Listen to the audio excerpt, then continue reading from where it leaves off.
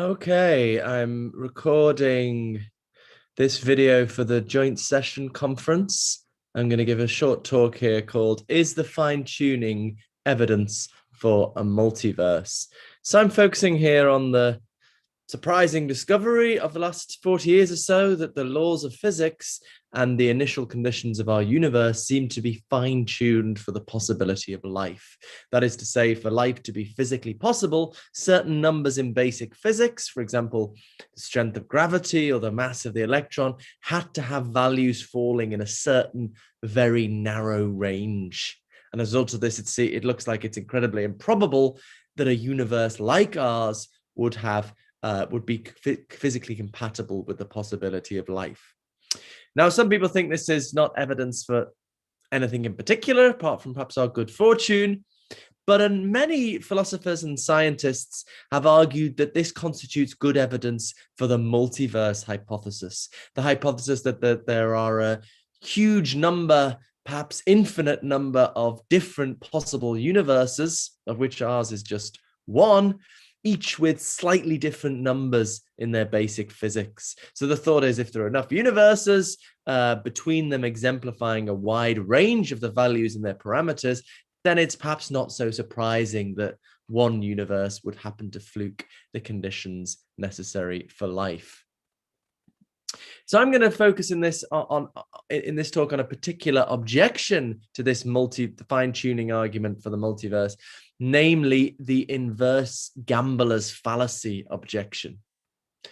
So there's a charge here that this argument from the fine-tuning to the multiverse commits what's called the inverse gambler's fallacy. So this was originally made by Ian Hacking in 1987, but a particularly robust version of it was defended in the year 2000 by Roger White. So let's start with the regular gambler's fallacy. So the regular gambler's fallacy, you've been playing in the casino all night, you've had a really bad run of luck, you haven't rolled a double six all night, and you think, well, I'm going to have one last go. I'm surely going to roll a double six now, because it would be really unlikely to not roll a double six all night. And so, given that I haven't rolled one yet, it's quite likely the next one will be a double six. Well, the fallacy there is that for any individual roll, including in particular the next roll you're about to make, the odds of getting a double six are the same, namely 1 in 36. So no matter how many rolls you've had previously, that has no bearing on the odds of your next roll being a double six. Okay, so that's the regular gambler's fallacy. In the inverse gambler's fallacy, you walk into a casino and you see someone rolling a double six and you think, wow, they must have been playing all night. And the reasoning is, well, if they just rolled once, it's really unlikely that just rolling once, you'll get a double six. Whereas if they've been playing all night and rolling lots of times, it's more likely that they'll roll a double six. But of course, this is a fallacy because you've only observed one roll, and the odds of that particular roll being a double six are the same, a 1 in 36, and how many rolls have happened previously has no bearing on how likely that single only individual roll you've seen being a double six. Okay, so it's pretty uncontroversial that there's a sort of fallacy there. The controversial bit is whether that applies to the fine-tuning argument for the multiverse. So White and Hacking think there's a similar error going on there. People look around, the multiverse theorist looks around, sees the fine-tuning in our universe, thinks, wow, that's incredibly improbable. There must be lots of other universes where the right numbers didn't come up. But the thought is, well, all we've observed is our universe being fine-tuned, and no matter how many other universes there are, it doesn't make it any more likely that our universe is going to end up fine-tuned. Okay, that's the thought. Now, what I'm focusing on in particular here is, before I get to that, one very common response here is to say, well, what about the selection effect? In the case of the fine-tuning, there's a kind of selection effect in that we could not have observed a universe that wasn't life-sustaining Obviously, if the universe wasn't life-sustaining, there'd be no living beings to observe it. So in some sense, you might try to press that it's in some sense not surprising that we're observing a fine-tuned universe. And soon after Hacking wrote his original paper, P.J. McGrath pushed that the selection effect makes an important difference here. So it's uncontroversial that there is this selection effect. It's sort of trivial, but it's controversial what impact, if any, it has on the evidential situation with regard to fine-tuning. So McGrath pushed this analogy that I'm calling Jane 1 here to try to show that the presence of the selection effect removes the inverse gambler's fallacy, or undermines the charge that there is a fallacy here. Okay, so here's the analogy. Jane takes the nap at the beginning of a dice rolling session in which an unspecified number of players will simultaneously roll a pair of dice just once, on the understanding that she will be awakened if and only if a double 6 is rolled and not before. Upon waking, she infers that there were several players rolling dice. So this is trying to mimic the selection effect, right? Because just as the fact that we exist entails that there must be a fine-tuned universe, similarly, the fact that Jane has been woken up entails that a double 6 must have been rolled. And it seems here in the analogy, Jane, it seems, has made a legitimate inference, right? The more players there are, the more likely it is that a double 6 will be rolled, and the more likely it is that she will be woken. So you might think this favors the multiverse, the fine-tuning argument for the multiverse, just as it's a good inference that Jane makes from the fact that she's been woken up and observing a double 6 to the fact that there were lots of players rolling dice. Similarly, you might think the fact that we're observing this improbable fine-tuned universe is good evidence that there are lots of other universes where different numbers come up in the constants of their physics. However, White has a quite interesting response to this. He distinguishes between what we might call a mere selection effect and what White calls the inverse selection effect. So the mere selection effect is that if we exist, then there is a life-permitting universe. The inverse selection effect is if there is a life-permitting universe, then we exist. White wants to say the former is true, but not the latter.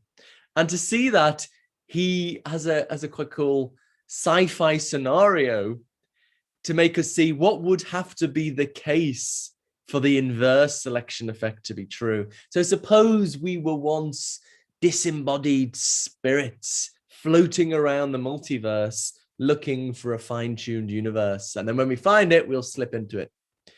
If that were true, then the inverse selection effect would hold. As long as there's a life-permitting universe, we're going to be in it, right? But of course, that's not true. And White thinks, given that nothing like that is true, the inverse selection effect doesn't obtain. Just because there's a fine-tuned universe, it could have been that the universe a couple down was fine-tuned and our universe wasn't. And there were maybe other folk living in that fine-tuned universe, but not us. So the mere selection effect holds, but not the inverse selection effect in the real world case of fine-tuning. Now, if we look at the Jane 1 case, it looks like both. Here, there is both a mere selection effect and an inverse selection effect, right? There's a mere selection effect because if Jane's woken up, that entails someone must have rolled a double 6.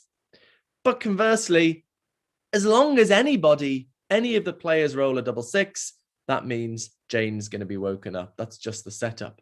So it looks like this isn't a good analogy because in the real world case, we have only the mere selection effect, not the inverse selection effect. Whereas in the Jane 1 case, we have both the mere selection effect and the inverse selection effect. So it looks like what we need is an analogy where we have only the mere selection effect. So this is White's analogy, which I'm calling Jane 2. Jane knows she is one of an unspecified number of sleepers, each one of which has a unique partner who will roll a pair of dice. And each sleeper will be awakened if and only if her particular partner rolls a double six. Upon waking, Jane infers that there are several sleepers and several dice rollers. Okay, so this is a case where we have the mere selection effect. If Jane's woken, then a double six must have been rolled, but not an inverse selection effect. Because just because someone rolls a double six, it might be one of the partners of the other sleeping people, not Jane's partner, right? So this is supposed to mirror the real world case. Yes, if we exist, then there must be a fine-tuned universe. But just because there's a fine-tuned universe, it doesn't mean we exist, because it might have been one of the other universes that was fine-tuned and not our own. So White says this analogy more accurately mirrors the real world fine-tuning scenario, and it does seem pretty plausible that this Jane has made a faulty inference, a flawed inference, right? All she knows is that her partner rolled a double six. No matter how many other people how many other pairs of sleepers and dice rollers there are, it doesn't make it any more likely that her partner would have rolled a double six. And by analogy, White wants to say there's a similar flawed analysis for the fine-tuning argument for the multiverse, right? No matter how many other universes there are, it doesn't make it any more likely that our universe will be fine-tuned. Okay, so that's the kind of argument. So the core thesis here really is how we to construe the evidence of fine-tuning. Should we construe the evidence is that alpha is fine-tuned, where alpha is our universe, or is rather the evidence just that our universe is fine-tuned? So White calls the former E and the latter E dash.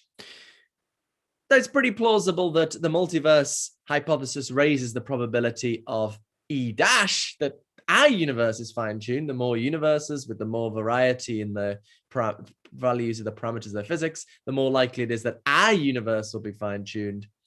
But it doesn't seem to make it, or White wants to say at least, the multiverse hypothesis doesn't raise the probability of E. It doesn't make it more likely that our universe, as opposed to any of the others, will be fine-tuned. Nice quote here. The events that give rise to universes are not causally related in such a way that the outcome of one renders the outcome of another more or less probable. They are like independent rolls of a die.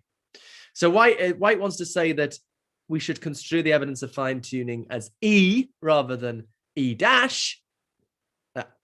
Our universe is fine-tuned rather than simply our universe. And as such, he thinks that we don't end up having evidence for the multiverse because the multiverse hypothesis doesn't raise the probability of E.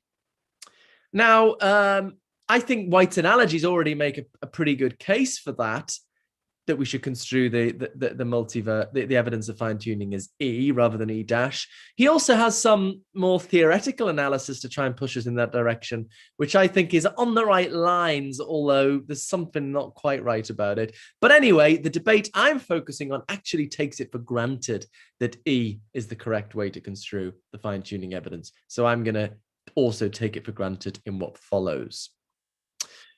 So the debate I'm interested in is what I'm going to call the essentialist response to the inverse gambler's fallacy, right? So we've got three moves in an argument now. We've got the initial fine-tuning argument for a multiverse. Then we've got an objection, the inverse gambler's fallacy objection. And then we've got a response to that objection, the essentialist response. And that's what I'm considering. So the essentialist response questions the following implicit assumption of Hacking and White, which we can call the contingency thesis. Namely, that the parameter values of the laws of physics and the initial conditions of our universe, for example, the strength of gravity or the mass of electrons, are contingent properties of our universe. In other words, these parameters might have had different values, and hence our universe might not have been fine-tuned. So the essential response has been pushed by various people here, listed on the slide. Some of them try to say the contingency thesis is just false. Holder tries to argue for that. I don't think he has a good argument. Others, like Manson and Thrush, try to say it's not that it's false, it's just that the Hacking and White haven't made a good case for it. It might not be true. So in that sense, their argument is incomplete. They're assuming rather than arguing for the contingency thesis. So I have in my paper of this, I have a lot of discussion of all four papers listed here. But the main point of my paper is just that, so I think it's a fair point that there do seem to be metaphysical possibilities on which the contingency thesis is false. But what nobody in this debate on either side, this debate that goes back 2 or 3 decades, have considered is the version of the multiverse most commonly defended by scientists wanting to explain fine-tuning, namely that rooted in cosmological inflationary cosmology rather, and string theory, right? And I want to say that when we consider that form of the multiverse hypothesis, it looks pretty plausible that the contingency thesis is true, and hence it looks pretty plausible that the essentialist response fails. That's the kind of limited thing I want to say. We should be linking this up to the version of the multiverse theory actually defended by scientists, because they want to say there's some tentative empirical evidence in support of it.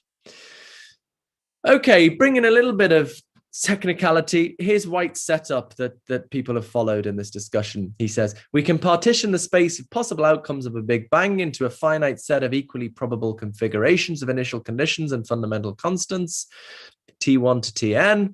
He says, think of the universe as an n-sided dice for a very large n, such that T1 is the only configuration of initial conditions and fundamental constants required for the possibility of life. Necessary, I think that should be maybe. Okay, so according to the contingency thesis, the which of T1 to Tn a particular universe has is a contingent property of that universe. But suppose the contingency thesis is false. Suppose instead that the essentiality thesis is true, namely that the instantiation of T1 is necessary and sufficient for the existence of alpha, which refers to our universe. Okay, so according to the contingency thesis, so our universe instantiates T1, the particular configuration of initial conditions and fundamental constants necessary for life. According to the contingency thesis, that's a contingent property of our universe. But suppose not. Suppose the instantiation of T1 is actually necessary and sufficient for the existence of our universe. Okay. Well, all sides agree that the multiverse hypothesis raises the probability that T1 is instantiated, and so it follows from the essentiality thesis that the multiverse hypothesis raises the probability that alpha exists. Okay, so it looks like the inverse gambler's fallacy has been undermined. The multiverse hypothesis does raise the probability that our universe exists, right? Because it raises the probability that T1 is instantiated, and everyone and on the essentiality thesis, the instantiation of T1 is necessary and sufficient for the existence of our universe, alpha. Okay, so it looks like the essentiality thesis, if the essentiality thesis is true, this undermines the inverse gambler's fallacy objection. So the last couple of minutes, what I want to suggest is it looks pretty, if we look at the version of the multiverse most popular among scientists wanting to explain fine-tuning, it looks like actually the contingency thesis rather than the essentiality thesis is true. Okay, so let's get into this particular version of the multiverse hypothesis. So we need to distinguish between inflation and eternal inflation. So inflation is the hypothesis that there was a very rapid expansion in the early universe. Eternal inflation, so this is defended. Many scientists, many prominent physicists think that this hypothesis of inflation explains a lot of observable features of our universe. For example, that it's the background microwave radiation is evenly distributed. Eternal inflation is a particular version of inflation according to which this very rapid expansion goes on forever. This exponential expansion, actually, not just rapid, but as it progresses, various parts. So there's a sort of mega universe, a mega space-time, hyperspace-time, if you like. But then within that, as it continues, parts of it slow down to form sort of bubble, as what are called bubble universes. So we get a kind of multiverse. If you're thinking of these bubble universes as universes in their own right, and the thought is that we're one of them in this kind of multiverse of bubble universes.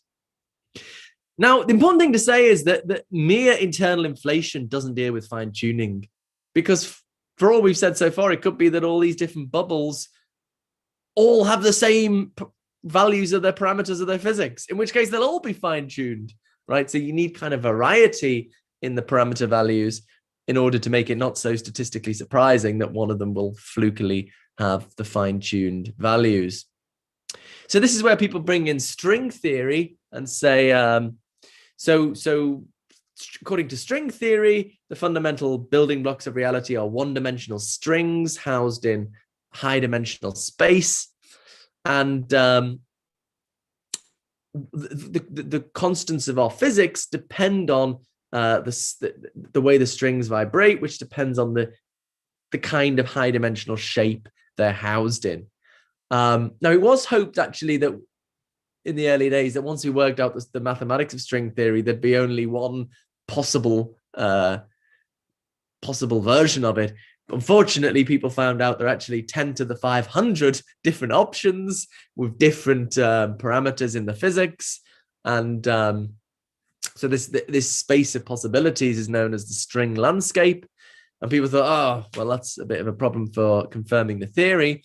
But when we came to fine-tuning in the multiverse, people thought, well, maybe what's going on is each of these bubbles instantiates a different possibility from the string landscape. So when inflation stops in one of these bubbles, there's some kind of random processes that determine the high-dimensional shape in which the strings will vibrate.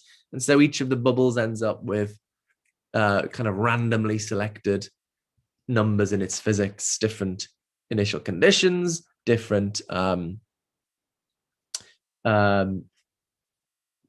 parameter values in general. Okay, now as far as I've been able to understand from this, there's no empirical reason to think. I mean, string theory is incredibly controversial, but even if we take string theory, there's no empirical reason to think that you do get different possibilities from the string landscape in each of these bubbles. Well, there's no empirical reason apart from the fine tuning. So I think what people are doing is that, they're going, well, we've got string theory, we've got internal inflation. We need to explain the fine tuning. So they make this extra move of supposing that different options from the string landscape are realized in different bubbles. But so importantly, that extra step is justified by appeal to the fine tuning, but to work out if that's a legitimate move, we need to work out whether the fine-tuning does constitute evidence for a multiverse. In other words, does it succumb to the inverse gambler's fallacy is one important consideration there. Okay, so let's think about that. So our crucial question here is, in terms of that picture I've just described, which I'm going to call landscape eternal inflation, what essentially defines a universe on that view? What seems to me the most plausible answer to that question is what I'm going to call essentiality of origins, that each bubble universe is essentially defined in terms of the region of space in which it stopped inflating. Right, so just as it's plausible that I'm essentially defined in terms of the sperm and egg I came from, so I think it's plausible on landscape eternal inflation that each universe is essentially defined by the region of space that stopped inflating to produce it. Alternatively, people might defend what I'm going to call cosmic essence, that each bubble universe is essentially defined by its parameter values. So remember, white has T1 to Tn, possible set of initial conditions and parameter values, such that T1 is the one required for life. So you might think each of those T1 to Tn corresponds to a different cosmic essence, a different possible universe, such that which configuration is instantiated is necessary and sufficient for a particular universe. And the instantiation of T1 is necessary and sufficient for the existence of our universe, alpha. Now, I think cosmic essence is quite implausible. Let's think about it in a bit more detail. Another bit of terminology. Let's use the term the seed to refer to the region of space which stopped inflating to form alpha. Well, according to cosmic essence, the following two propositions are true. P1, in another possible world in which random processes had molded the seed to have different parameter values, a universe non-identical with alpha would have resulted, right? That's because if alpha is defined by its parameter values, then if a universe emerges with different parameter values, it will be a universe non-identical with alpha. And also P2, any bubble universe, actual or merely possible, with the same physics as alpha is identical with alpha, right? Because the universe is just totally essentially defined by its parameter values. So P2 in particular, I think, is quite implausible because the different bubbles in the multiverse have different locations in the multiverse. So they have different relational properties. And by Leibniz's law, identical things cannot have different properties. Now, there is sort of it's kind of trickery you can do to kind of get around this. People familiar with the debate about the problem of temporary intrinsics will know there's sort of trickery you can do here to potentially get around this. But I think that kind of investing in that kind of metaphysical machinery, you need some motivation to do that. And the motivation can't be avoiding the inverse gambler's fallacy. What we should be doing is looking first at the most plausible view about the essences of the universes on a particular multiverse hypothesis, and then asking whether the inverse gambler's fallacy holds, right? And once you do that, I think you have no motivation. If you do it that way, you will have no motivation to invest in the kind of metaphysical machinery to make sense of P2. What I also consider in the paper, though, is you might have a sort of hybrid view where alpha is essentially defined both by its location in the multiverse and by its parameter values. Then P2 would not be true. And it wouldn't be true that any bubble universe with the same physics is identical with alpha, because alpha is defined not just by its parameter values, but also by its the region of space from which it emerged. But it would be the case that in another possible world in which random processes had molded the seed to have different parameter values, a universe non-identical with alpha would have resulted, because alpha is, on this view, defined by its parameter values. So if a universe emerges with different parameter values, it would be a different universe, non-identical with alpha. Okay, well, so what about P? So now how plausible is P1? Well, I think we can demonstrate that P1 entails that the seed, remember that's the region of space that stopped inflating to produce our universe, the seed is not identical with alpha. I think the following line of reasoning proves that. Assuming the hybrid view, in any non-actual world in which the universe alpha star, which results from the seed, has different physics, then alpha is not identical with alpha star. That just follows in P1. Given that, sorry, that should be alpha, not A. That's kind of auto-corrected, I think. Given that alpha is not identical with alpha star, the seed cannot be identical with both alpha and alpha star by the transitivity of identity. Therefore, either the seed is identical with both alpha and alpha star, or it is identical with neither alpha nor alpha star. I think it would be arbitrary to say it's identical with one but not the other. Therefore, the seed is identical with neither alpha nor alpha star. So I think, so now we have a view where the seed and alpha, our universe, are distinct entities. Maybe because the seed ceases to exist and is replaced by alpha when inflation stops, or just after inflation stops, or because there are two entities that the seed realizes alpha in kind of roughly the way a statue a lump of clay realized as a statue constitutes, but is a distinct entity. And I think I would just want to say this is just ad hoc, unnecessary multiplication of entities, right?